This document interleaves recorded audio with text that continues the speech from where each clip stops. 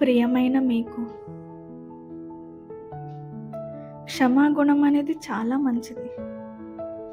కొంతమంది మనుషులు జీవితంలో మనకి ఏదో ఒక తప్పు చేసి ఉంటారు. అది మోసం కావచ్చు, కఠినంగా ప్రవర్తించి ఉండొచ్చు. మనకి అవసరం ఉన్నప్పుడు మనం చేసిన సహాయం మర్చిపోయి అన్‌గ్రేట్‌ఫుల్‌గా మాట్లాడొచ్చు. ఏదైనా కానివ్వండి.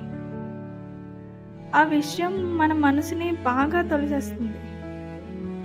ఆ సంఘటనని గుర్తు చేసుకుంటూ మళ్ళీ మళ్ళీ మనల్ని మనం నరకంలోని నూనెలో వేయించుకుంటూ ఉంటాం.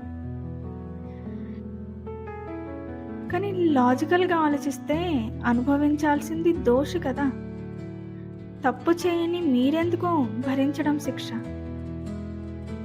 ఒక పక్క తప్పు చేసిన వాళ్ళు హాయిగా జీవితం గడిపేస్తున్నారు.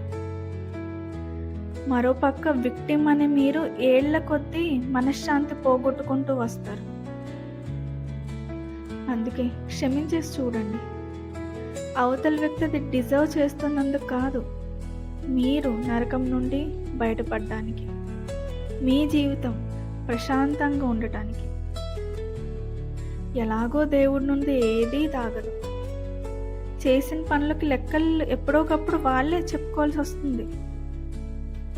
అందుకే ఉన్న జీవితాన్ని లైట్గా హాయిగా చేసుకునే పనిలో పడండి.